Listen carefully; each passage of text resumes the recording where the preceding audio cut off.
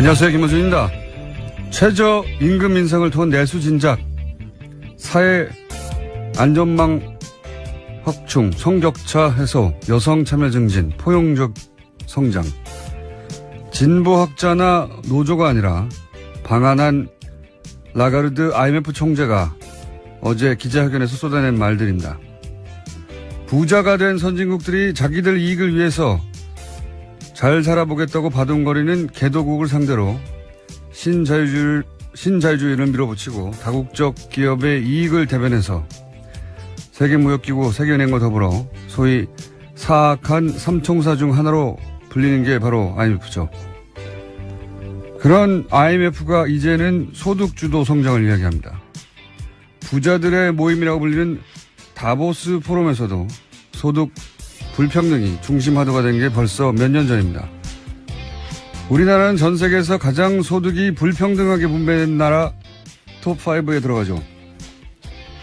사악하다고까지 표현했던 선진국과 다국적 기업과 세계적 부자들의 욕망조차 이대로는 안 된다고 각성하고 있는 사이에 우리는 4대강을 파고 대출로 부동산을 사라고 부추기며 낙수효과만 외치고 있었습니다. 어제 헌정사장 초유의 헌재소장 인준한 부교를 보고 끌어안고 환호하는 정치를 지켜보자면 그런 생각을 하게 됩니다. 우리는 몇 년을 뒤처져 있는 것인가? 이 역사 지체를 해소하는데 얼마나 걸릴 것인가? 갈 길이 멀다. 김원준 생각이었습니다.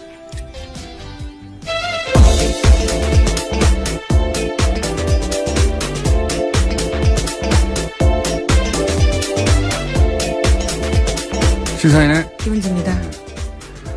오늘도 역시 바람이 쭉쭉 안 나가네요. 역시라고 하셔서 웃었습니다. 하루 이틀도 아니고. 자, 어제 가장 큰 뉴스는 이제 네, 김희수 헌재소장 후보자 임명 동의안 부결이었죠. 예, 이게 왜냐하면 처음 있는 일이거든요. 네, 헌정 사상 처음 있는 일입니다. 네. 헌재소장 임명 동의안이 부결된 건요.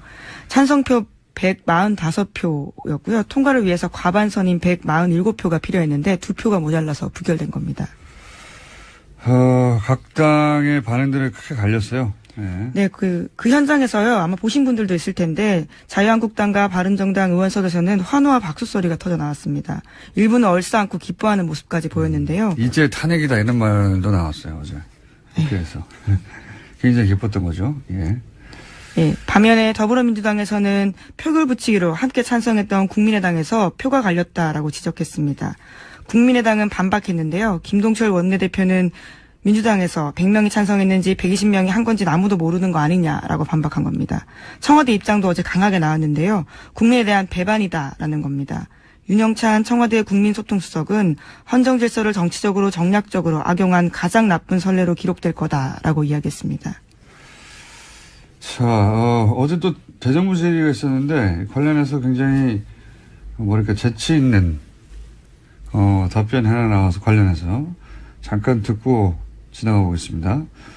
어제 이낙연 국무총리를 상대로 한 대정부 질의에서 국민의당의 황교안 의원이 질의하고 총리가 답변한 와중에 이 건을 끌어다가 답변한 대목이 있었어요. 잠깐 들어보시겠습니다. 우리나라는 한국은 삼권 분립 국가가 아닙니다. 한국은 의심해져 있는 제왕적 대통령 1인제입니다.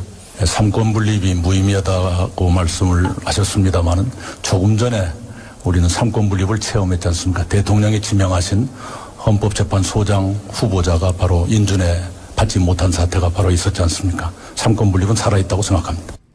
네. 이게 아마 이제 문재인 대통령을 공격하기 위해서 황교안 의원이 이제 더불어민주당, 국민의당 황교안 의원이 공격을 한 건데 이낙연 총리가 이제 바로 직전에 있었던 헌재소장 부결 봐라. 사법권 분립이 살아있다. 어제 이낙연 총리의 답변 중에 재밌는 게 많이 있습니다. 예. 한번 찾아보시고, 예. 저희도 재밌는 건 따로, 골라서 들려드리겠습니다만은 사실은 어제 임명안이 아슬아슬하게 통과되는 게 국민의당의 가장 좋은 거였죠. 제가 보기에는 그래요. 어차피 한국당과 바른정당은 당론으로 반대를 정하고 있었고, 예, 그리고, 민주당과 정의당은 통과를 주장하고 있었고, 국민의당 같은 경우에는, 이 채택을 했거든요. 보고서를 벌써 오래전에 참여해가지고. 네, 이미 청문회가 한참 전에 있었기 때문에요. 그러니까요. 정부보고서 채택도 이전에 있었습니다. 이게 이제 아슬아슬하게 임명안이 통과되는 게 국민의당이 가장, 캐스팅보는 국민의당이 지고 있었는데, 좋다고 한 이유는 뭐냐면, 그래야 여당이, 역시 국민의당을 붙잡지 않으면 안 되는구나. 이렇게 매달릴 것이고, 국민의당의 이제 대협상력도 더 강화될 것이고, 아슬아슬하게 통과돼야 가장 좋은 거죠, 제가 보기엔. 근데 이제 부결이 돼버리면, 이게 정무적 관점에서 보면 아주 당혹스러운 거죠. 책임론이 당장 불거지기 때문에. 왜냐하면 지난주부터 호남 홀대론을 국민의당에서 내세웠는데 이번에 최초에 호남 출신 헌재 소장이 후보로 나왔지 않습니까? 심지어는 이분이 박지원 전 대표가 헌법재판관 추천한 사람이에요. 그래서 네. 어제 유공무원이라는 반응을 보였습니다. 그러니까 본인이 추천한 사람인데 이 당에서 버린 거죠. 예. 호남 홀대론을 주장하는 당에서. 더더욱 나쁜 거는 거기까지는 그렇다고 쳐도 더더욱 나빴던 거는 안철수 대표가 우리가 국회 결정권을 가진 거다. 라면서 이제 그 결과를 자랑스러워 해버렸잖아요. 예, 부결된 다음에 한 이야기인데 국민의당이 20대 국회에서 결정권 갖고 있는 정당이라고 이야기했습니다. 이거는 일종의 정치적 자해거든요. 왜냐하면 지금 호남을 베이스로 하는 국민의당으로서는 당황스러워해야 한다. 박지원 전 대표가 바로 추천한 사람이다. 게다가 호남 홀대론 얘기하고 있었다. 근데 호남 출신의 헌장 수장이다. 최초에. 근데 국민당이 부결시켰어요. 이러면은 당황스러워야 한단 말이죠. 예. 당황스러워해야 하는데 이제 이걸 자랑해버린 거죠. 이거는 제가 보기에는 물론 국민의당의 공식 입장은 자신들이 부결시킨 건 아니다라고 하고 있는데. 무기명이니까요. 예. 누가 부결시킵니까 여기서. 찬성과 부결할 정당은 이미 정해져 있었고 국민의당만 의원 자율투표였습니다. 의원 자율투표를 했으니까요. 네. 이건 제가 보기에는 매우 안 좋은 결과인데 이걸 좋아해버린 자체가 기본적으로 정무적 판단을 못했다는 것이고 그건 결국 제가 보기엔 큰 정치적 자해라고 봅니다. 보수 야당들도 제가 보기엔 박수치고 좋아할 일이 아닌 것이 여의도에서 자기들끼리만 얘기하면 사실 뭐 여야 할 것 없이 정치인들의 전형적인 한계이긴 한데 자기들끼리는 좋아한 거 이겼다고. 근데 제가 보기엔 이건 문재인 지지자들을 좌절시키는 게 아니라 결속시킬 사안이에요. 열받게 하는 사건이거든요. 부결시킬 만큼 결정적 사유들이 나오지 않은 상태에서 이렇게 된 게 처음이기 때문에 다들 청문 당혹스러워하고 보고서가 있습니다. 채택됐어요. 청문 보고서 채택됐는데 예, 그리고 무슨 흠결이 발견돼서 뭐 논쟁이 벌어진 것도 아니잖아요. 그냥 부결된 거예요. 그냥 아무 이유 없이 사실은. 예, 보수 야당에서야 오히려 이유가 있어요. 진보적이다 뭐 등등. 자, 대단한 제가 보기에는 자살골이라고 보는데. 자, 여기까지 하고요. 나머지 뉴스 진행해보죠. 예, 유엔 안전보장 이사회 관련된 소식도 계속 전해드리고 있습니다. 오늘 그러니까 현지 시각으로는 11일 오후 6시고요. 한국 시간으로는 지금 7시입니다. 북한 6차 핵실험에 대한 대북 제재 결의안 표결에 붙이게 되는데요. 기존안보다 완화된 내용이 나왔습니다. 미국 쪽에서 최종안을 냈는데 중국, 러시아 등 유엔 회원국들의 대북 원유 수출을 현 수준으로 제한하기로 했습니다. 원래라면 미국은 대북 원유 공급 전면 중단을 요구한 바가 있습니다. 또 김정은 북한 노동당 위원장 제재 대상에서 제외했고요. 고려항공도 제재 대상에서 지정하지 않았습니다. 북한의 의심 선박에 대한 공해상에서의 차단과 검색도 요청한다라고 밝혀서 유엔 회원국들의 이행을 의무화하지 않았습니다. 이거 이제 중국, 러시아하고 이렇게 합의가 된 거죠. 예. 미국이 주도해서 제출하는 결의안인데 예. 부결돼 봐요. 쪽팔리잖아요. 예. 그래서 애초에 주장하는 것보다 확 떨어졌습니다. 예. 그래서 이제는 이제 요 정도면 중국하고 러시아가 오케이 손들어 줄게 뭐 이렇게 합의가 된 사안인 거죠. 네, 곧 결과가 나옵니다. 그래서 뭐 대북 원유 수출을 전면 중단 한참 언론 플레이했는데 지금과 같은 수준으로 예, 그리고 뭐 김정은을 포함한 계좌 동결이라든지 여행 제한 조치 등을 이야기했었는데요. 그 모든 거에 제외됐습니다. 지금까지 있던 거 비슷한 거예요.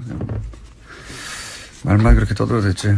자, 어쨌든 요 수준의 제재안은 이제 통과될 것이다. 근데 그건 뭐 달라질 게 없다는 거죠. 이전과는 크게. 예. 당장 전쟁에 나가 북한을 완전히 고립시켜서 멸망시킬 거라고 얘기하더니 아니잖아요. 네. 자, 그 트럼프 대통령의 트윗만 보지 마시고 기자들은 예, 그것만 중요하지 마시고 그게 그렇게 될 리가 없다는 분석 혹은 국제정치의 환경도 같이 보도해 주십시오. 자, 다음 뉴스는요. 네, 이명박 정부의 국정원이 자체 TF를 구성해서 문화연예계 블랙리스트를 만들고 퇴출 활동을 했다라는 내용이 나왔습니다. 국정원 적폐청산 TF가 발표한 바인데요. 여기에 나온 문건에는 명단에 80명이 넘는 사람의 이름이 있습니다. 소설가 이회수 씨와 조정래 씨 등 문학의 인사가 있고요. 문성근, 문소리 등 배우가 포함되어 있습니다. 또 영화감독 이창동, 박찬욱, 봉준호도 있고요. 방송인으로는 김미아, 김구라, 김재동, 또 가수 윤도현, 신해철 이런 분들의 이름도 있었습니다. 블랙리스트에 이름이 올라간 이유는 촛불 시위 참여로 젊은 층을 선동했다 등과 같은 이유였는데요. 블랙리스트는 원장의 지시에 따라서 만들어졌고 이것들이 실제로 시행됐던 것까지 있습니다. MBC와 KBS 등에 못 나오게 퇴출을 유도하는가 하면요.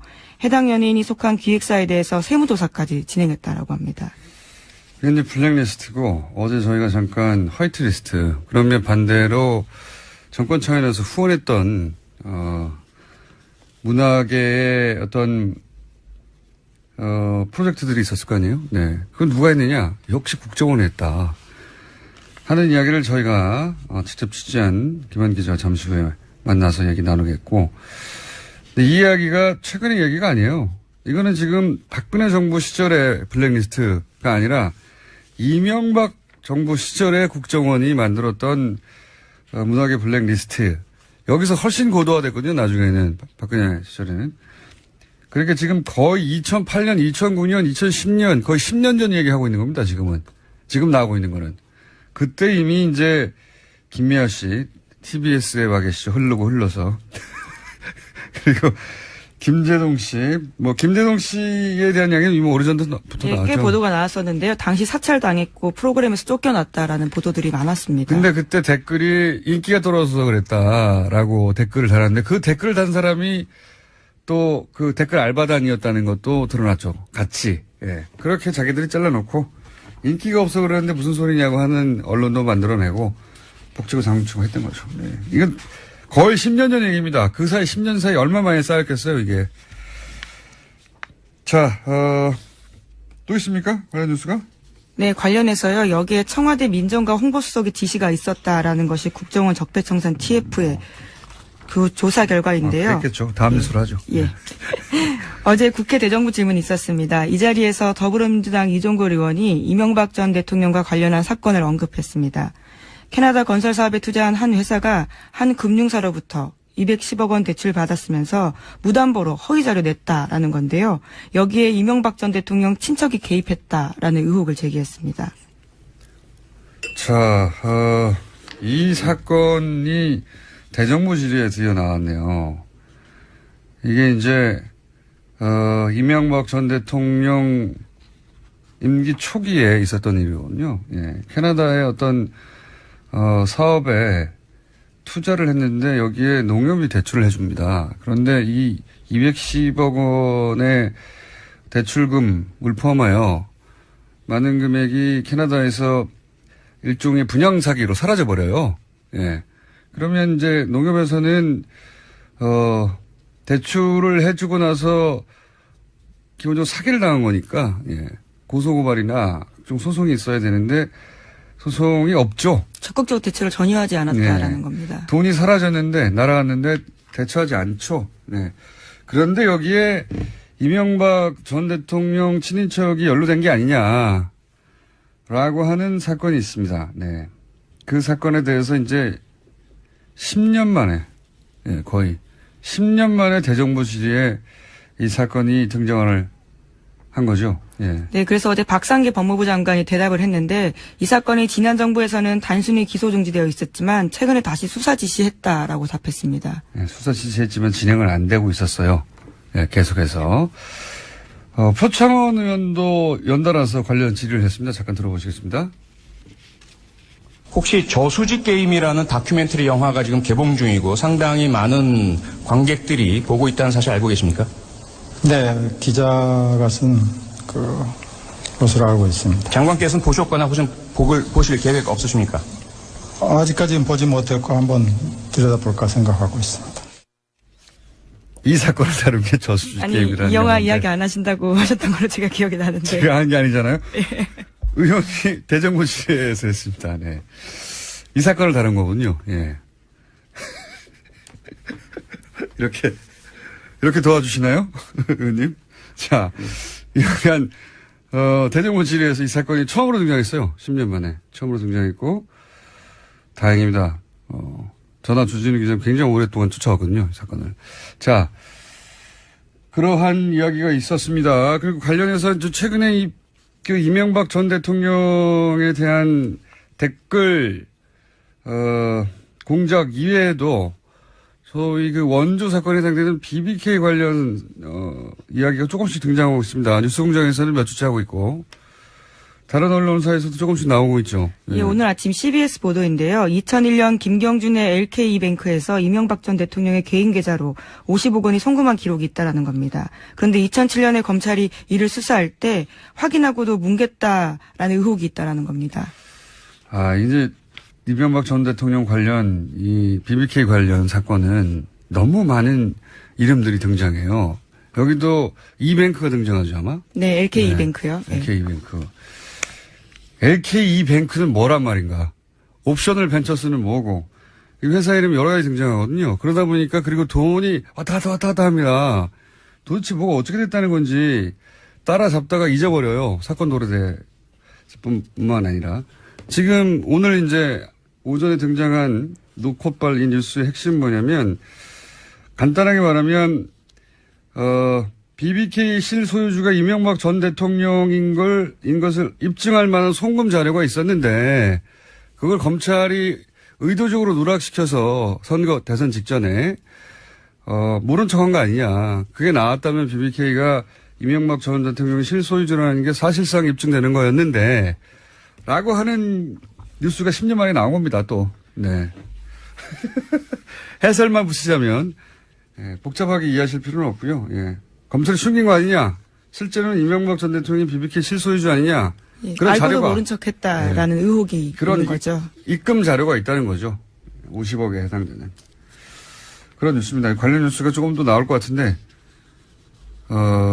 뉴스를 읽어도 무슨 말인지 모르실 땐 뉴스 공장을 들으십시오. 저희가 해설해 드릴 테니까. 아마도 텍스트를 한참 읽어도 이게 어떻게 있다는 것이 잘 헷갈릴 텐데. 이 뉴스를 해설해 드리면 그런 얘기입니다. 예. 주인이 이 사람이잖아. 입금된 걸 보니까. 라고 하는 자료가 이미 10년 전에 있었는데 검찰이 못 본 척 했다는 겁니다. 예. 그걸 10년 만에 다시 밝혀서 이제, 끄집어낸 거고요. 노코 뉴스가. 자, 제목 하나 정도? 네. 네, 주식 대박의 진경준 전 검사장 기억을 하실 텐데요. 이번에는 황제 가회 논란에 휩싸였습니다. 자신의 딸의 가회를 네이버에 요구했다라는 건데요. 인턴 확인서도 요구했다라고 합니다. 네이버 어떻게 했다고요? 예, 그러니까요. 네이버 법무실에다가 이메일을 보내는데요. 자신의 딸이 논문을 써야 하니까 아이를 붙잡고 수업처럼 설명해주면 좋겠다라고 이야기했다는 건데요. 이게 검사장이 사기업 법무실에다가 전화해서 우리 딸 좀 거기 가회시켜달라고 한 거죠. 가회를 시켜. 예, 전화는 아니고 이메일을 보냈다고 하는데요. 예, 답장이 다음날 바로 왔습니다. 예. 따님이 바쁘다고 하니까 다음 주 중에 공부하는 시간을 갖도록 하겠다라면서 자신이 잘 챙기겠다고 답합니다. 최근에 김상조 공정위원장하고 다음에 이재용 전 대표하고 사이에 설전이 있었죠. 예. 그러면서 이제 좀 일단락되어 가고 있는데 삼리 정치가 인류 기업에 대해서 탓한다고 뭐 그런 얘기도 있었고 다른 건 모르겠는데 그 오간 이야기 중에 이런 게 있었어요. 이제 이재용 전 대표 측에서 네이버가 정부의 도움 없이 맨손으로 거기까지 읽어낸 인류 기업인데라고 하는 저는 그건 동의가 안 됩니다. 예. 네이버가 지난 9년간 보수 정권과 아무런 유착이 없었는지 좀 두고 봅시다. 그건. 네, 관련해서 네이버 입장도 좀 말씀드려야 될 것 같은데요. 예. 진양이 며칠 와서 궁금한 거 묻고 답해준 적은 있지만 지인 부탁으로 대기업 견학 광고랑 비슷하게 보면 된다라고 해명했다고 합니다. 말도 안 되는 소리 하고 있습니다. 그럼 아무나 전화 연락해가지고 법무실에 우리 딸 거기서 며칠간 열흘 동안 가해시켜달라고. 겨우 가해시켜달라고 하면 법무부 네이버 법무실에서 이걸 네. 해줍니까? 해줬는데 결국은 말이 되는 소리를 해야죠. 어쩔 수 없는 부분이 있었겠죠. 검사장이 이렇게 직접 대놓고 기업이 법무실에 얘기했는데 안 된다고 거절하면 불이익을 당할까봐. 근데 실제 이걸로 인해서 이런 걸 했던 걸 보면 아마 이제 그 IT 기업에서 인턴을 했다든가 혹은 뭐 미국의 대학을 진학할 때 필요한 서류로 첨부하려고 그랬던 것 같은데 보기에 그런 얘기는 없어요? 네, 실제로 그래서요. 미국 명문대학인 하버드대에 진학했다라고 하는데요. 인턴으로 근무한 것처럼 꾸민 정황도 내줬다라고 합니다. 그러니까요. 그런 거 한 거예요. 예. 자, 여기까지 하겠습니다. 참. 저희가 어제 까먹고 지나갈 뻔했네, 또. 어제, 영장판사 3인과 그리고, 검찰에, 예, 한바탕, 설전이 있었죠. 3인이 직접 했다기보다는 이제 법원에서 대신 성명을 했는데, 양승태 대법원장의 사실상 마지막 인사라고 불리는 이제 서울의 영장판사, 전담판사 3분, 3인이 윤석열 혹은 특검 체제 하에서 박근혜 최순실 게이트 관련 영장이나 방산비리 관련 영장이 계속 기각되고, 그래서 이제 충돌이 있었습니다. 이 사안 관련해서 저희 해설 담당 판사, 이정열 판사하고 어제 사부에서 얘기 나누다 시간이 부족해서 끊어졌는데, 어제까지 나눈 이야기의 요약부터 하고, 그리고 나머지, 두 분의 영장 판사의 기수가 같다. 이상하다. 여기까지 하고 끊어졌거든요. 네, 전화 연결되어 있습니다. 판사님? 네, 안녕하세요. 네. 자, 어제 간단하게 요약하면은, 구속영장을 기각한 사유에 해당되는 뭐, 도주의 위험이나 증거인멸의 위험, 이런 건데, 그 기각된 최근의 사안들은 그런 위험이 있는데도 불구하고 네, 기각된 걸로 보인다라고 하셨죠? 네, 네 그렇기도 하고 그리고 기각 사유가 통상적이고 다른 법원이나 그동안에 지내왔던 어떤 관행 관례하고는 상당히 벗어난 이유를 들고 있다는 거까지 그렇죠. 말씀드렸던 것 네. 같아요. 그러면서 이미 기본 수사가 됐기 때문에 구속영장이 필요 없다는 식의 그 기각 사유도 나왔는데, 그게 이제 기본 정보가 수사됐기 때문이라는 것도 사실은 등장하지 않는 문구라면서요, 보통은. 예, 기본적 증거라고 기본적 증거. 있는데, 그 기본적 증거라고 하는 개념이 이제 어떤 법학적이나 법조계에서 정립된 용어도 아니고 개념도 아니고, 그리고 그래서 개념이 명확하지 않으니까 도대체 어느 정도 됐길래 그렇게 했다는 건지 그러니까 잘 쓰지 않는 특이한 튀는 용어를 썼다는 거죠. 그렇군요. 기본적 증거요? 네. 네. 저는 이제 그 법은 모르는데, 그러면 기본 증거로만 취합하면은 수사를 더 이상 안 해도 되는 건 아니잖아요. 그렇죠. 당연하죠. 그러니까 네. 기본 증거라고 하는 게 어떻게 보면은 이제 법원, 판사의 관념일 수 있고, 사실 이제 유죄 증명을 해야 되는 검사 입장에서 보면은 이게 기본 증거일 수도 있고, 아닐 수도 있고, 그야말로 그 개념을 인정한다고 할 때, 그리고 가능한 모든 증거를 수집해야죠. 어떤 데서 어떻게 이제. 그러니까요. 구멍이 생길지 모르니까, 일단 증거는 명확하게 다 수집을 해놓고 봐야 되는 게 검사의 입장이거든요. 거꾸로, 예를 들어서, 물론 말씀하신 대로 어디까지가 기본이냐 하는 정의도 안 돼 있지만, 네. 거꾸로, 기본적인 범죄의 증거가 나왔어? 그러면 확실하구만. 더 수사해야지. 이렇게 나가야 되는 게 맞는 것 같은데. 그렇죠. 예, 이게 상식적인. 그렇기도 하고, 예. 그렇기도 하고 더 나가서 어제도 말씀드렸지만 기본적인 증거라고 하는 게 유죄 관련 증거인 인데 굳이 해석을 하자면 유죄 관련 증거뿐만 아니라 형량에 영향을 미치는 증거도 수집을 해야 되거든요. 그러니까 뭐 범죄 후에 뭐 예를 들어서 어떤 뭐 나쁜 그러니까 뭐 그 행위를 했다든가 하면 형량이 더 올라갈 수 있거든요. 그게 또 그 양형에 고려해야 된다는 요소라고 형법에 규정도 하고 있고요. 그러니까 그거는 어떻게 보면 정말 개념을 인정해도 기본적인 증거라고 할 수도 없는 거예요. 근데 그런 것도 다 검사가 수집을 해야죠. 그리고 이제 피의자 입장에서 보면은 자기가 형량을 높게 받을 수 있는 그런 증거들은 인멸하려고 하는 게 당연한 유혹이고요. 그러니까요. 기본적인 증거가 나왔으면 저는 오히려 구속영장을 내줘야 될 것 같다는 상식선에서의 생각도 하고, 네. 기본적인 증거가 거꾸로 해석하면 기본적인 증거가 나왔으면 그러면 구속하지 않아도 되는, 구속시키지 말아야 되는 이유가 된다는 건데 납득이 안 갑니다. 한마디로. 여하간 그렇습니다. 예.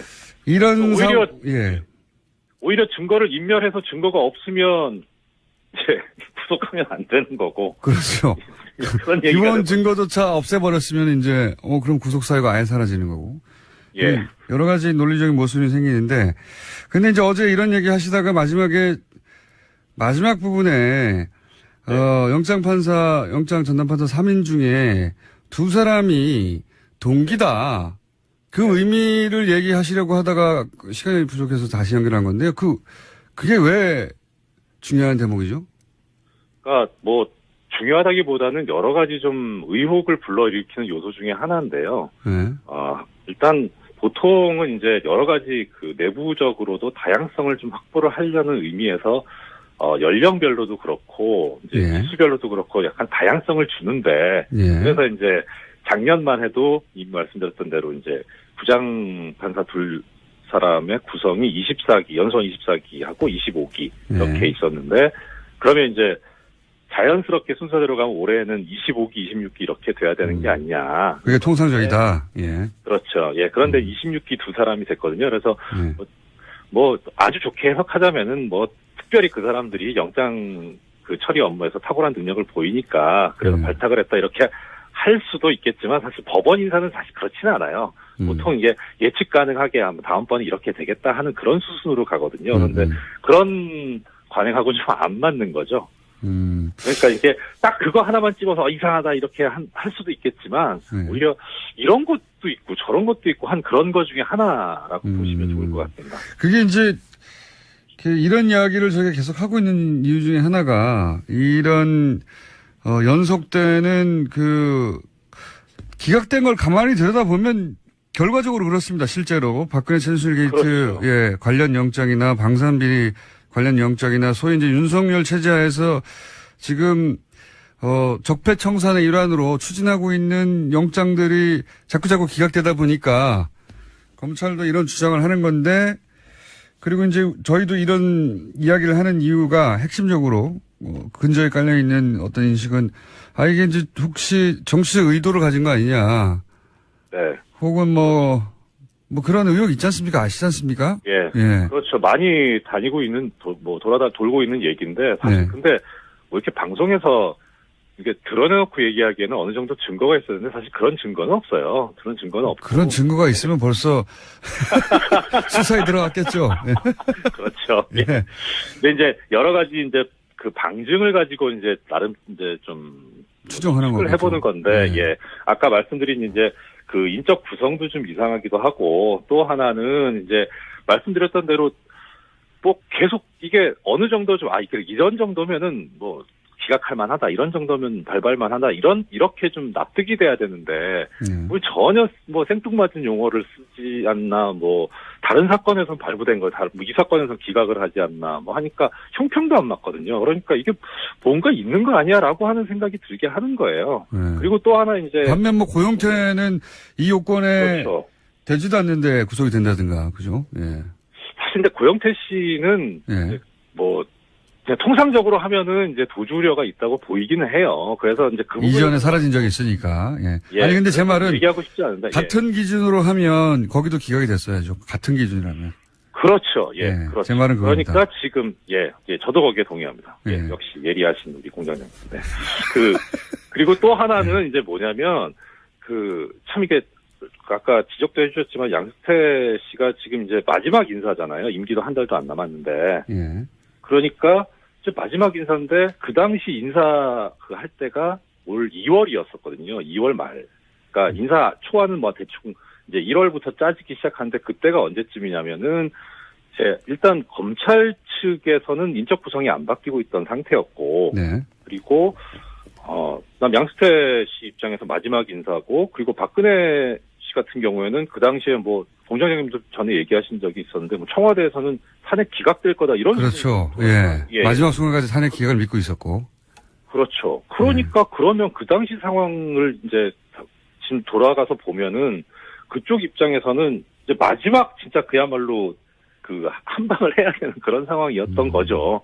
그리고 이제 아무리 뭐 법적으로 보면 사실 그 영장 전담 판사를 각급 법원에서 이제 임명을 하는 거는 구체적으로 이 사람을 뭐 어떤 업무를 맡길 건가라고 하는 거는 그 각각 법원장의 권한이거든요. 그러니까 대법원장의 어떤 권한은 아닌데 법적으로는.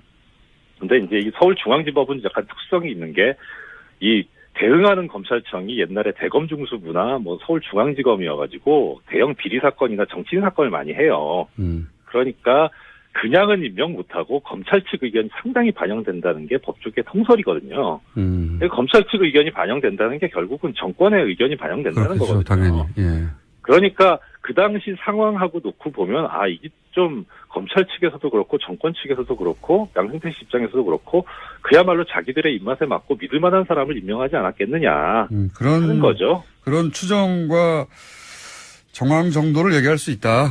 예. 예, 그런 점, 그런데 이제 두 사람이 동기인 점, 그리고 그다음에 납득할 수 없는 기각 사유, 발부 사유로 이제 영장이 처리되고 있는 점, 이거 다 해보면 그럼 이거 진짜 뭐가 있는 것 같다. 이상하긴 이상하구만. 예. 예. 그냥 통상적이진 않아요. 알겠습니다. 통상적, 그 영장 전담 판사를 실제 본인도 해보셨지 않습니까, 판사님도? 네. 어쨌든 예. 그래서, 전문가의 눈에는 이상한 점들이 많이 눈에 띈다. 네. 그래서 그런 의혹에 대해서.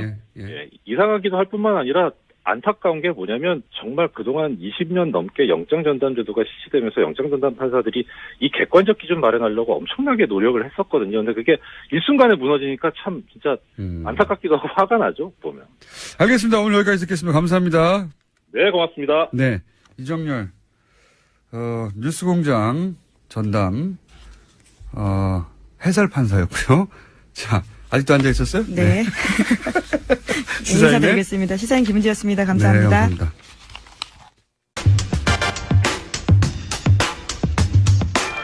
국정원 국내 파트 2차 장사에 화이트리스크 지원하기 위한 엔터팀을 구성했고 엔터팀 아이오 요원이 우파 영화 기획안을 들고 제작자와 후원자를 물색한 것이 확인됐습니다. 영화까지도 정보기관에 정치적으로 악용했다는 것입니다. 이거 조사하셨습니까? 예, 그 보도를 통해서 봤습니다만, 진실을 알아볼 필요가 있다, 이렇게 생각합니다. 조사 확실히 해 주십시오. 네.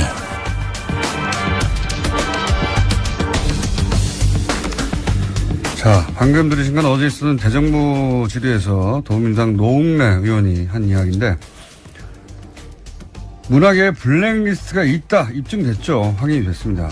국정원이 사찰에 주최했고, 거꾸로 정권이 밀어주는 화이트리스트 있다, 알려져 왔는데, 이 역시 국정원이 그 화이트리스트를 작성하고 지원하는 실천 주체였다 하는 보도가 처음으로 나왔습니다. 이 내용을 취재한 한겨레 21의 김한 기자 수에 나와 계십니다. 안녕하십니까? 네, 안녕하세요. 요 관련 사안을 계속 추적 중이시네요? 네, 그렇습니다. 여름이 지났네요. 네. 몇 개월 전에, 이 엔터팀이 있는 사무실. 네. 예. 추적했고, 그 엔터팀이 있는 사무실에 갔더니, 태극기 집회를 네. 주최했던 단체들이나 가짜뉴스를 생산했던 그런 단체들 사무실과 같이 있더라. 네, 그게 이제 엔터팀 사무실은 아니었고 강남에 있는 한 주택에 영화 역사상 이 엔터팀이 지원한 네. 지원한 영화사에 영화 역사상 전무후무한 공적 지원을 받아서 오로지 공적 지원 43억만으로 영화를 지금 현재 제작 중인 한 영화사가 사용했던 사무실과 탄핵 반대 태극기 집회를 주도했던 보수단체 그리고 가짜뉴스를 만드는 언론사가 한 건물 지하에 모여 있더라. 다 같이 있더라. 예, 이걸 확인했었죠. 어깨동무하고 같이 있더라. 네. 이런 거거든요. 그걸 처음으로 밝혀냈던 본인이 밝혀낸 건 아니잖아요, 근데. 네, 같이 취재한 기자. 시내 21 기자가 21에 취재했는데, 시내 21 특성상에는 뭐 탐사보도 쪽이 전문적이지 않다 보니까 한겨레 21로 같이 이렇게 한 거죠. 네, 그렇죠. 상당한 어드바이스를 제가. 그리고 나서 본인이 꿀꺽! 본인의. 계속 같이 나눠하고 있습니다. 본인의 사실상 특정으로 꿀꺽 하신 분인데, 이번에 요 사안도 같이 공조해서 취재가 된 겁니까? 네, 뭐 저희가 20일에 이제 국정원을 전문 해온 기자들이 있습니다. 어저께 이제 적폐 TF가 사실관계를 확인했던 그 2013년도 댓글 사건을 처음 보도했던 뭐 정한봉 기자나 그다음에 그 사이버 사령부 댓글을 보도했던 하호영 기자랑 같이 요 사안을 국정원 진행을 했습니다. 관련해서 오랫동안 한겨레에서 보도해 왔었죠. 하호영 기자. 갑자기 생각이 나네요. 좀 밖에 앉아있는데 소파에 들어오지. 왜 오셨는지 모르겠습니다. 들어오라고 했더니 게시판이 더럽혀진다고 안 들어오고 있어요. 자, 이게 이제 한마디로 말하면은 이런 화이트리스트의 지원을 그러니까 화이트리스트에 올라간 영화사인가 같고 실제로 지원을 받은 영화도 있고 그 영화 제작사도 있는데 이런 거를 운영하던 주체가 국정원 안에 있었다. 이게 처음 밝혀진 거죠. 네, 굉장히 놀라운데요. 그 국정원 안에 엔터테인먼트 담당이 있었다는 겁니다. 2차장 산하에 정보보안국이 있습니다. 국정원 내 핵심 부서고요. 박근혜 정부 시절에 이 정보보안국장이 우병우 전 민정수석 등에게 직접 보고한 사람으로 지목받은 추명호 씨입니다. 이 추명호 씨 산하에 엔터팀을 두고 이 엔터팀이 영화계 전반에 대한 여기 전반은 뭐 제작, 배급, 기획 이 전반에 대해서 개입해 왔다. 이 사실을 저희가 이제 처음으로 확인을 했습니다. 지금 말씀하신 추 국장은 소위 이제 최순실 라인으로 국정원 내에서 특정에 지목된 분인데 그러니까 최순실 라인이 국정원 안에서 영화 투자 배급을 관장하는 부처에 힘을 쥐고 있었다는 거네요. 그러니까 추명호 국장이 정보보안국장이기 때문에 국내 정보 수집을 사실 모든 실무적인 책임자긴 한데 이 부서 역시 거기에 속해 있었다. 그리고 거기서 이게 이제 국정원 기관 출입들이 보통 한 기관을 출입하거나 아니면 어떤 그 특정한 조직을 이제 하는데 여기는 엔터팀이라고 해서 엔터는 사실 모든 것이잖아요. 그러니까 그럼 모든 뭐 예를 들어서 제작사, 배급사를 다 사찰했겠네요. 네, 저희가 구체적으로 확인한 활동은 3가지인데요. 일단 영화판이라는 게 메이저 투자 배급사가 4개밖에 존재하지 않습니다. 그래서 이 메이저 투자 배급사들이 어떤 영화를 만드는지를 파악을 하면 한국 영화가 뭐가 지금 제작되고 있는지를 다 파악할 수 있는데 이 메이저 투자 배급사들을 수시로 그러니까 거의 정기적으로 사찰했다. 다녔다는 것이고요. 그래서 회사 앞에 와서 임원에게 전화를 하면 고위 임원에게 전화를 하면 임원이 내려가서 만나는 식이었다. 그 임원들은 국정원 직원인 줄 알고 만나는 거죠? 당연히 그 국정원 직원인 줄 알고 만나는 거죠. 국정원에서 왜 우리 영화 제작 현황에 대해서 관심이 있지? 뭐 이렇게. 투자 배급사 직원들은 뭐 국정원에도 찾아와서 만나자고 하니까 임원이 나가서 어떻게 안 만납니까? 국정원이 만나자는데. 그리고 이제 그 부담이 있는 거잖아요. 지난 정권에서 뭐 영화판이 좌편향돼 있다. 그다음에 제일 큰 뭐 투자 배급 메이저 배급사가 대기업인데 여기가 이제 좌파다. 뭐 이런 얘기를 예를 들면 CJ 같은 곳 공공연히 하는 상황에서 국정원 직원이 찾아오면 굉장히 부담스럽고 그 직원이 찾아서 니네 영화 지금 뭐 만들고 있니? 뭐 앞으로 만들 영화는 뭐야? 이런 거를 이제 확인을 쫙 묻지 않은 것도 답하게 돼 있어요. 그렇죠. 예. 그런 심리가 되죠. 그런 전후 사정이 없어도 국정원 직원이 와서 뭐 내놓으라고 하면 다 내놓습니다, 대부분. 그리고 이게 또 놀라운 게 국내 기업들만 아니라 외국 직배사들도 다녔다는 거예요. 그래서 국내에 들어와 있는 외국 직배사들이 있습니다. 헐리우드 직배사들. 여기를 다니면서 무슨 영화를 만들고 있냐 뭐 이런 걸 확인했다는 건데 이게 약간 주목해볼 대목이 있는 게 이명박 정부 이후에 이른바 이제 블랙리스트 좌파 감독으로 찍힌 감독들이 국내 영화 투자에 굉장히 애로를 많이 겪습니다. 그래서 이창동 감독이라든지 뭐, 그렇죠? 영화 지금 영화 보신 지가 얼마 됐어요? 이창동 감독 영화가 진짜 오래됐습니다. 돈을 안 주니까요. 네, 그래서 이들이 우회한 방법이 상대적으로 권력의 입기를 덜 타는 외국 직배사를 통해서 이제 투자를 받는 형태. 그렇죠. 헐리우드 진출이라고 이제 표현됐으나 실제로는 국내 투자받기 어려워져서. 네, 뭐 그렇죠. 이런, 그러니까 예. 그런 방법이 있는데 이 외국 집회사도 국정원이 다녔다는 겁니다. 그래서 너희도 무슨 영화 만들고 있니? 그 영화 왜 제작하고 있니? 압박을 좀 느끼라고 하는 건가요? 이런 네. 거를 했다는 거고요. 그리고 저희가 취재해서 제일 재밌었던 건 이 대목인데요. 실제로는 동향 파악이나 사찰을 넘어서 실제 제작을 기획을 했다는 겁니다.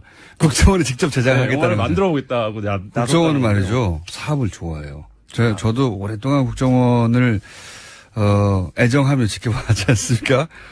국정원은 기본적으로 직접 돈을 보고 이게 전혀 상상하지 못하는 건데 직접 사업을 해서 돈을 벌고자 하는 욕구가 그 안에 있다는 걸 저는 여러 번 느꼈어요. 워낙 네. 뭐 많은 일을 다양하게 할 수 있어서 그런가 본데. 왜냐면 정보도 많잖아요. 네, 그렇죠. 그리고 이제 국정원이 은밀하게 움직일 수 있는 돈도 있고 그리고 오비도 있잖아요. 네.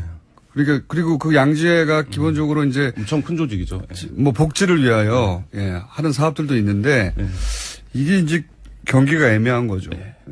그래서 그러니까 국정원 직원들의 국정원 조직을 위한 것이냐 아니면 국정원의 일부 고위직들의 사익을 위한 것이냐 경계가 애매하거나 그 이익이 이상하게 하여튼 이 큰 건입니다 이거. 네. 그래서 이 영화 제작은 뭐 이랬다는 겁니다. 강남에 있는 한 횟집, 구체적인 장소는 이제 강남에 있는 횟집입니다.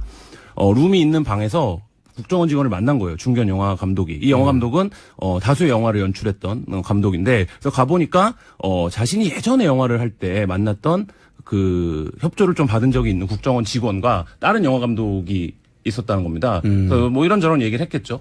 그래서 이분이 이제 TK 출신인데 뭐 나온 출신 고등학교가 후지다 뭐 이런 얘기를 국정원 직원들이 막 하면서 이제 술자리가 진행이 됐는데 그러다가 갑자기 그 대통령 히어로물을 만들어 볼 생각이 없냐? 박근혜 대통령 시절입니까? 네, 박근혜 대통령. 여성 대통령이 주인공인 히어로물. 그러니까 뭐 여성이라고까지는 얘기 안 했는데 이 국정원 직원이 그래서 예로 든 영화가 에어포스 원입니다.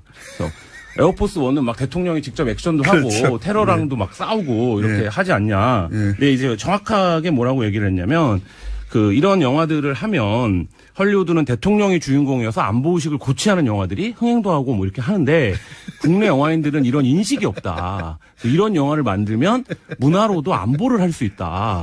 이렇게 얘기를 하면서 그 다음부터가 중요한데 구체적으로 흔히 말하는 이때도 이제 국정원도 아는 거예요. 흔히 말하는 애국영화, 국뽕영화를 만들면 우리가 한 30억 정도 대줄 수 있다. 국정원이 애국영화, 국뽕영화라는 단어를 사용해요. 네. 그래서 한 30억 정도 대줄 수 있다. 이렇게 이제 그 자리에 있었던. 저한테 왔으면 제가 만들었을 텐데.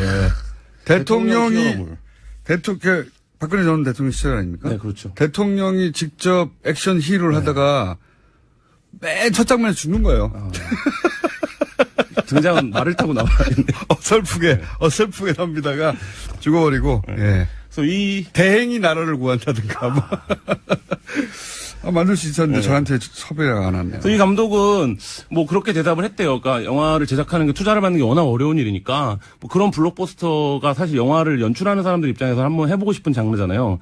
그래서 뭐 그런 블록버스터도 나오면 좋죠. 이렇게 의례적으로 얘기를 했더니 구체적으로 거듭 액수를 얘기를 했다는 거예요. 30억 정도는 우리가 투자를 이런 제안이 받아야겠다. 꼭 그분한테만 갔으란 법은 없네요. 없죠. 예. 근데 이제 정상적인 상호를 한다면 국정원 돈을 받아가지고 여성 대통령이 주인공인 액션물을 만든다는 상상을 정상적이라면 할 수 없죠. 네, 뭐 저는 할 수 있는데.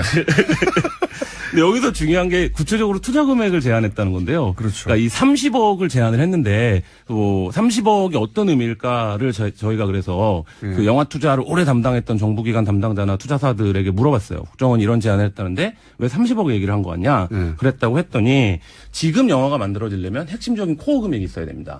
이 코어 금액이 전쟁 영화 같은 경우에는 한 6, 70억 정도 예산이 최소 들어간다고 봤을 때 한 절반 정도를 누가 메인 투자를 해줘야 나머지가 온다? 네, 나머지 금액을 만들 수 있는 거죠. 그래서 한 30억 정도를 만약에 갖고 나머지 투자를 따내는 거는 그렇게 어려운 일이 아니다. 그래서 이 국정원의 제안이 뭐 어제 댓글들 보니까 뭐 국정원 영화도 모르는 것들이 30억 갖고 무슨 전쟁 영화를 만든다고 이렇게 나오는데 그게 아니라 이 영화가 실제 메이드 될 수 있는 출발점을 자기네가 마련해 주겠다. 이게 영화를 이제 제작하는 사람들끼리는 그 의미를 알 수 있는 금액이고, 근데 이 30억이 굉장히 공교로운데, 제가 취재했던 영화도 한 대략적으로 규모가 30억이었고, 그 다음에 그 최초의. 소위 이런 식의 투자를 받았을 거라고. 최초의 국뽕영화라고 얘기되는 연평해전도 딱 처음에 모았던 1차 금액이 한 27억 정도였고, 그 다음에 인천 상륙작전도 딱 2기간에서 30억씩 딱딱 넣어주면서 출발할 수 있게 패턴이 됐거든요. 나오네요. 네, 패턴이. 그래서 이 30억이라는 금액이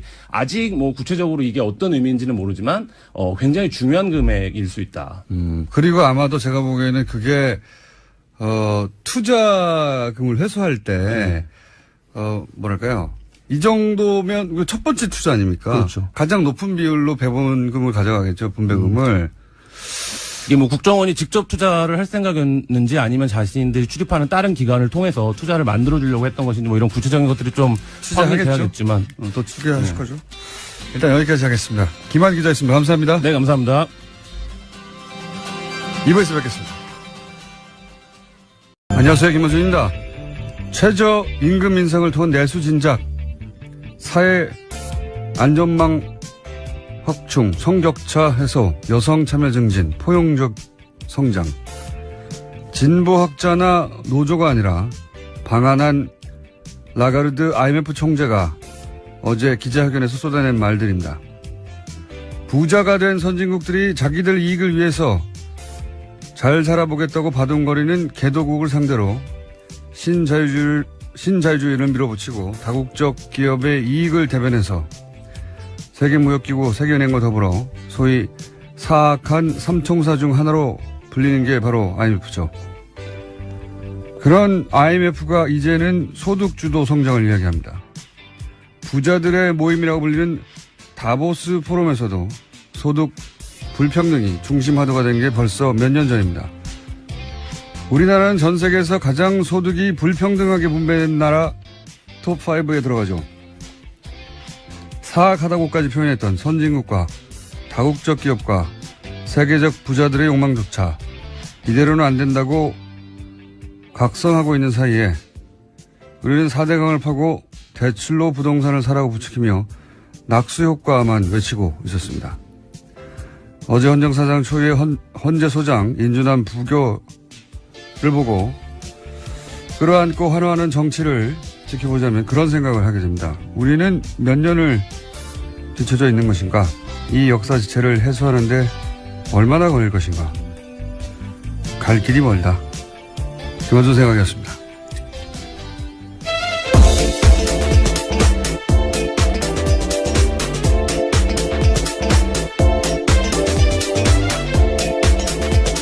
시사인의 김은지입니다. 오늘도 역시 바람이 쭉쭉 안 나가네요.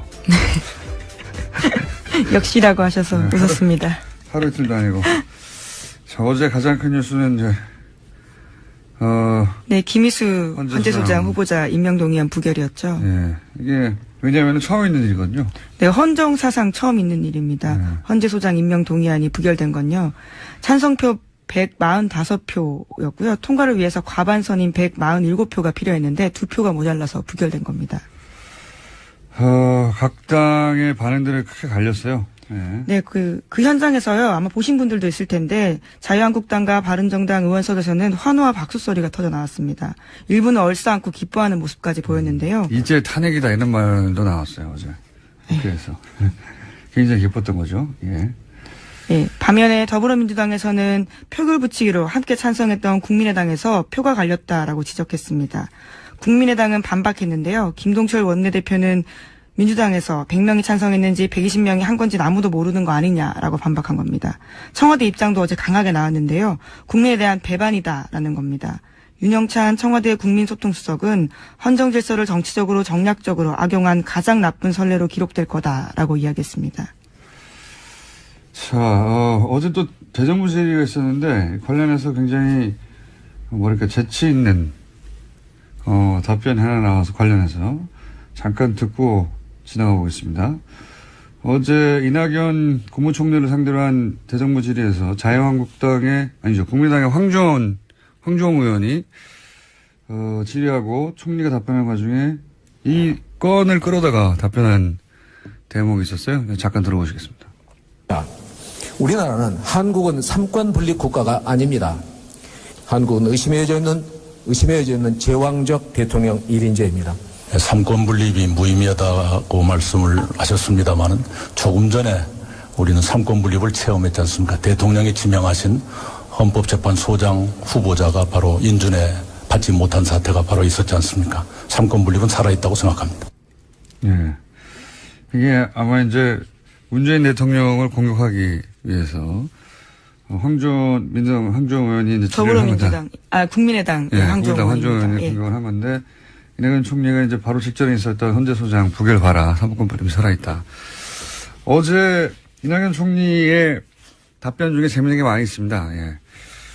한번 찾아보시고, 예. 저희도 재밌는 건 따로, 골라서 들려드리겠습니다만은 사실은 어제 임명안이 아슬아슬하게 통과되는 게 국민의당의 예, 가장 좋은 거였죠. 제가 보기에는 그래요. 어차피 한국당과 바른정당은 당론으로 반대를 정하고 있었고, 예, 그리고 민주당과 정의당은 통과를 주장하고 있었고, 국민의당 같은 경우에는 이 채택을 했거든요. 보고서를 벌써 오래전에 참여해가지고. 네, 이미 청문회가 한참 전에 있었기 때문에요. 그러니까요. 정부보고서 채택도 이전에 있었습니다. 이게 이제 아슬아슬하게 임명안이 통과되는 게 국민의당의 가장, 캐스팅보는 국민의당이 지고 있었는데, 좋다고 한 이유는 뭐냐면, 그래야 여당이, 역시 국민의당을 붙잡지 않으면 안 되는구나. 이렇게 매달릴 것이고, 국민의당의 이제 대협상력도 더 강화될 것이고, 아슬아슬하게 통과돼야 가장 좋은 거죠, 제가 보기엔. 근데 이제 부결이 돼버리면, 이게 정무적 관점에서 보면 아주 당혹스러운 거죠. 책임론이 당장 불거지기 때문에. 왜냐하면 지난주부터 호남 홀대론을 국민의당에서 내세웠는데 이번에 최초에 호남 출신 헌재 소장이 후보로 나왔지 않습니까? 심지어는 이분이 박지원 전 대표가 헌법재판관 추천한 사람이에요. 그래서 네. 어제 유구무원이라는 반응을 보였습니다. 그러니까 본인이 추천한 사람인데 이 당에서 버린 거죠. 예. 호남 홀대론을 주장하는 당에서. 더더욱 나쁜 거는 거기까지는 그렇다고 쳐도 더더욱 나빴던 거는 안철수 대표가 우리가 국회 결정권을 가진 거다 라면서 이제 그 결과를 자랑스러워 해버렸잖아요. 예, 부결된 다음에 한 이야기인데 국민의당이 20대 국회에서 결정권 갖고 있는 정당이라고 이야기했습니다. 이거는 일종의 정치적 자해거든요. 왜냐하면 지금 호남을 베이스로 한 국민의당으로서는 당황스러워해야 한다. 박지원 전 대표가 바로 추천한 사람이다. 게다가 호남 홀대론 얘기하고 있었다. 근데 호남 출신의 헌장 수장이다. 최초에. 근데 국민당이 부결시켰어요. 이러면은 당황스러워야 한단 말이죠. 예. 당황스러워해야 하는데 이제 이걸 자랑해버린 거죠. 이거는 제가 보기에는 물론 국민의당의 공식 입장은 자신들이 부결시킨 건 아니다라고 하고 있는데. 무기명이니까요. 예. 누가 부결시킵니까 여기서. 찬성과 부결할 정당은 이미 정해져 있었고 국민의당만 의원 자율투표를 했습니다. 의원 자율투표를 했으니까요. 네. 이건 제가 보기에는 매우 안 좋은 결과인데 이걸 좋아해버린 자체가 기본적으로 정무적 판단을 못했다는 것이고 그건 결국 제가 보기엔 큰 정치적 자해라고 봅니다. 보수 야당들도 제가 보기엔 박수치고 좋아할 일이 아닌 것이 여의도에서 자기들끼리만 얘기하면 사실 뭐 여야 할 것 없이 정치인들의 저정적인 한계이긴 한데 자기들끼리는 좋아한 거 이겼다고. 근데 제가 보기엔 이건 문재인 지지자들을 좌절시키는 게 아니라 결속시킬 사안이에요. 열받게 하는 사건이거든요. 부결시킬 만큼 결정적 사유들이 나오지 않은 상태에서 이렇게 된 게 처음이기 때문에 다들 청문 당혹스러워하고 보고서가 있습니다. 채택됐어요. 청문 보고서 채택됐는데 예, 그리고 무슨 흠결이 발견돼서 뭐 논쟁이 벌어진 것도 아니잖아요. 그냥 부결된 거예요. 그냥 아무 이유 없이 사실은. 예, 보수 야당에서야 오히려 이유가 있어요. 진보적이다 뭐 등등. 자, 대단한 제가 보기에는 자살골이라고 보는데. 자, 여기까지 하고요. 나머지 뉴스 진행해보죠. 예, 유엔 안전보장 이사회 관련된 소식도 계속 전해드리고 있습니다. 오늘 그러니까 현지 시각으로는 11일 오후 6시고요. 한국 시간으로는 지금 7시입니다. 북한 6차 핵실험에 대한 대북 제재 결의안 표결에 붙이게 되는데요. 기존안보다 완화된 내용이 나왔습니다. 미국 쪽에서 최종안을 냈는데 중국, 러시아 등 유엔 회원국들의 대북 원유 수출을 현 수준으로 제한하기로 했습니다. 원래라면 미국은 대북 원유 공급 전면 중단을 요구한 바가 있습니다. 또 김정은 북한 노동당 위원장 제재 대상에서 제외했고요. 고려항공도 제재 대상에서 지정하지 않았습니다. 북한의 의심 선박에 대한 공해상에서의 차단과 검색도 요청한다라고 밝혀서 유엔 회원국들의 이행을 의무화하지 않았습니다. 이건 이제 중국, 러시아하고 이렇게 합의가 된 거죠. 예. 미국이 주도해서 제출하는 결의안인데 부결돼 봐요. 쪽팔리잖아요. 예, 그래서 애초에 주장하는 것보다 확 떨어졌습니다. 예, 그래서 이제는 이제 요 정도면 중국하고 러시아가 오케이 손들어 줄게 뭐 이렇게 합의가 된 사안인 거죠. 네, 곧 결과가 나옵니다. 그래서 뭐 대북 원유 수출을 전면 중단 한참 언론 플레이했는데 지금과 같은 수준으로 그리고 뭐 김정은을 포함한 계좌 동결이라든지 여행 제한 조치 등을 이야기했었는데요. 그 모든 거에 제외됐습니다. 지금까지 있던 거 비슷한 거예요. 말만 그렇게 떠들어댔지. 자, 어쨌든 요 수준의 제재안은 이제 통과될 것이다. 근데 그건 뭐 달라질 게 없다는 거죠. 이전과는 크게. 당장 전쟁에 나가 북한을 완전히 고립시켜서 멸망시킬 거라고 얘기하더니 아니잖아요. 네. 자, 그 트럼프 대통령의 트윗만 보지 마시고 기자들은 그것만 중요하지 마시고 그게 그렇게 될 리가 없다는 분석 혹은 국제정치의 환경도 같이 보도해 주십시오. 자, 다음 뉴스는요. 네, 이명박 정부의 국정원이 자체 TF를 구성해서 문화연예계 블랙리스트를 만들고 퇴출 활동을 했다라는 내용이 나왔습니다. 국정원 적폐청산 TF가 발표한 바인데요. 여기에 나온 문건에는 명단에 80명이 넘는 사람의 이름이 있습니다. 소설가 이회수 씨와 조정래 씨 등 문학의 인사가 있고요. 문성근, 문소리 등 배우가 포함되어 있습니다. 또 영화감독 이창동, 박찬욱, 봉준호도 있고요. 방송인으로는 김미아, 김구라, 김재동, 또 가수 윤도현, 신해철 이런 분들의 이름도 있었습니다. 블랙리스트에 이름이 올라간 이유는 촛불 시위 참여로 젊은 층을 선동했다 등과 같은 이유였는데요. 블랙리스트는 원장의 지시에 따라서 만들어졌고 이것들이 실제로 시행됐던 것까지 있습니다. MBC와 KBS 등에 못 나오게 퇴출을 유도하는가 하면요. 해당 연예인이 속한 기획사에 대해서 세무조사까지 진행했다라고 합니다.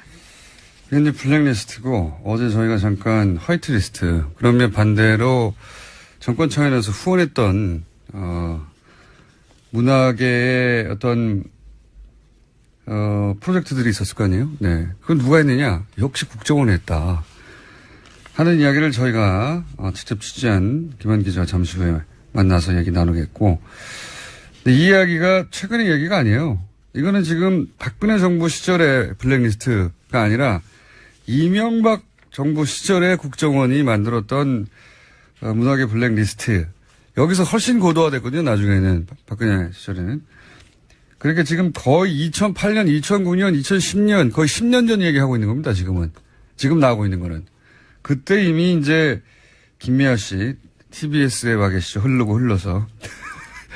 그리고 김재동 씨, 김재동 씨에 대한 이야기는 이미 오래전부터 나왔죠. 꽤 보도가 나왔었는데요. 당시 사찰당했고 프로그램에서 쫓겨났다라는 보도들이 많았습니다. 근데 그때 댓글이 인기가 떨어져서 그랬다라고 댓글을 달았는데 그 댓글을 단 사람이 또 그 댓글 알바단이었다는 것도 드러났죠. 같이. 그렇게 자기들이 잘라놓고 인기가 없어 그러는데 무슨 소리냐고 하는 언론도 만들어내고 복지고 장치고 했던 거죠. 이건 거의 10년 전 얘기입니다. 그 사이 10년 사이 얼마 만에 쌓였겠어요, 이게. 자, 또 있습니까? 관련 뉴스가? 네, 관련해서요. 여기에 청와대 민정과 홍보수석의 지시가 있었다라는 것이 국정원 적폐청산 TF의 그 조사 결과인데요. 그랬겠죠. 다음 뉴스로 하죠. 예. 어제 국회 대정부 질문이 있었습니다. 이 자리에서 더불어민주당 이종걸 의원이 이명박 전 대통령과 관련한 사건을 언급했습니다. 캐나다 건설 사업에 투자한 한 회사가 한 금융사로부터 210억 원 대출 받았으면서 무담보로 허위 자료 냈다라는 건데요. 여기에 이명박 전 대통령 친척이 개입했다라는 의혹을 제기했습니다. 자, 이 사건이 대정부 질의에 드디어 나왔네요. 이게 이제, 이명박 전 대통령 임기 초기에 있었던 일이거든요. 예. 캐나다의 어떤, 사업에 투자를 했는데 여기에 농협이 대출을 해줍니다. 그런데 이 210억 원의 대출금을 포함하여 많은 금액이 캐나다에서 일종의 분양 사기로 사라져 버려요. 예. 그러면 이제 농협에서는 대출을 해주고 나서 기본적으로 사기를 당한 거니까 예. 고소고발이나 좀 소송이 있어야 되는데 소송이 없죠. 적극적으로 대처를 전혀 하지 않았다라는 네. 겁니다. 돈이 사라졌는데 날아갔는데 대처하지 않죠. 네. 그런데 여기에 이명박 전 대통령 친인척이 연루된 게 아니냐라고 하는 사건이 있습니다. 네. 그 사건에 대해서 이제 10년 만에, 예, 거의 10년 만에 대정부 질의에 이 사건이 등장을 한 거죠. 예. 네, 그래서 어제 박상계 법무부 장관이 대답을 했는데 이 사건이 지난 정부에서는 단순히 기소 중지되어 있었지만 최근에 다시 수사 지시했다라고 답했습니다. 예, 수사 지시했지만 진행을 안 되고 있었어요. 예, 계속해서. 표창원 의원도 연달아서 관련 질의를 했습니다. 잠깐 들어보시겠습니다. 혹시 저수지 게임이라는 다큐멘터리 영화가 지금 개봉 중이고 상당히 많은 관객들이 보고 있다는 사실 알고 계십니까? 네, 기자가 쓴 것으로 알고 있습니다. 장관께서는 보셨거나 혹시 보실 계획 없으십니까? 아직까지는 보지 못했고 한번 들여다볼까 생각하고 있습니다. 이 사건을 다룬 게 저수지 아니, 게임이라는 이 영화 영화인데. 이야기 안 하신다고 하셨던 걸로 제가 기억이 나는데. 제가 한 게 아니잖아요. 의원이 대정부 질의에서 했습니다. 네. 이 사건을 다룬 거군요. 예.